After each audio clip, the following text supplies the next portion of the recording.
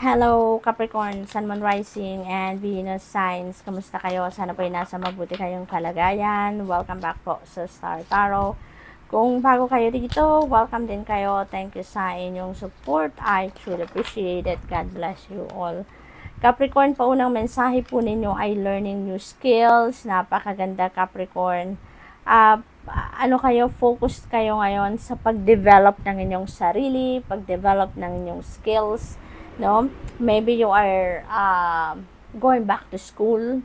Maaring ang iba sa inyo dito nag-online courses, or siguro nag-ano kayo ngayon, nag-research kayo. Maaring you're doing your own research then, you know? So good luck to that. We have chosen. Wow, you are so blessed. Make a difference in people's lives. Napakalaki ng inyong purpose sa ngayon. Napakalaki ng inyong mission. No, you are being chosen. Dito, no? Di ba may kasabihan na many are called but only few are chosen, and you are so blessed Capricorn kasi isa ka sa mga chosen ones, no, ng universe, no, to make a difference in the people's lives. Napakalaki ng inyong mission sa ngayon. You are being asked here to do something bigger than yourself, di ba? Nakakataba ng puso, no, na mapili kayo, na kayo yung mag-inspire na maraming tao, kayo yung mag-motivate ng tao, kayo yung maggabay sa maraming tao. You're going to use your own light dito to help other people find their own light. So napakasarap ng pakiramdam na piliin kayo ng Panginoon, no, ng Divine Universe para gawin ang mission na ito. So, what else for you, Capricorn? We have Midas Star. Wow, napakaganda, napakaswerte ninyo. Luck is on your side. Ang swerte ay nasa inyong horizon sa ngayon. So, allow that swerte to flow, no, sa buhay ninyo. Let the magic happen, Capricorn. Take advantage of that energy. Kung meron kayong mga planong gawin sa ngayon, ano man yung mga ideas ninyo na sa tingin ninyo handa nang i-roll out, then do it, no? Do it. Wag na kayo mag-procrastinate, wag na kayo magdalawang isip, no? Make it happen. Okay? Make it happen kasi nandito ang swerte nakapalibot sa inyo, no? So, tignan natin kung ano pa ang ganap for Capricorn. We have get your power back. Okay? You have forgotten who you are. You are a child of divine, so take back your power. Okay? Don't allow other people to run your life. Siguro, in the past, lagi lang kayong nagbabaw sa kung kanino man. Kasi, maybe yung ibang tao yung nagdidikta ng kung anong dapat ninyong gawin. Maaaring ibang tao yung nag-shape, kumbaga, ng buhay ninyo. And you're not given that opportunity, no, na magdesisyon para sa sarili ninyo. So, maaaring ganun ang ganap. Kaya, you're being invited here to get your power back. Okay? This is your life. Run your life. Okay? Take full responsibility, kumbaga, of yourself. Someone new is coming. Wow. So, maaring ano to? Maaring bagong love life, no? Bagong love interest ang parating. Maari din, kung single kayo ha, kung hindi naman, baka merong manganganak dito, no? Merong welcome ng bagong baby, no? Maaring ganun din ang ganap dito, or posible din na bagong kaibigan, no?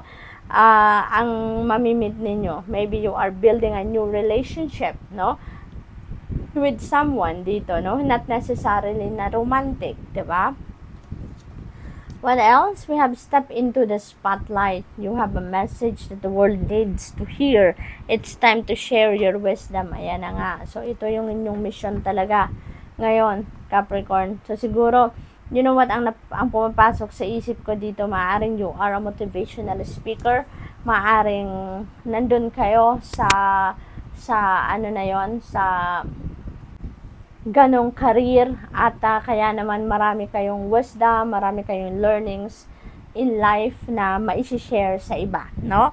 Maaari din na nasa social media ang iba sa inyo, and you are going to use that platform para makapagpahayag, no, ng siguro opinion ninyo or perspective ninyo, or kung ano man, advice sa mga tao, inspiration sa mga tao, something like that, no? So, what else? Capricorn, we have 9 of Swords. Ayan, nai-stress ang iba sa inyo dito, no? Maaring marami kayong iniisip. Maybe ang iba sa inyo dito is overanalyzing and overthinking things. Kaya nai-stress kayo. Okay?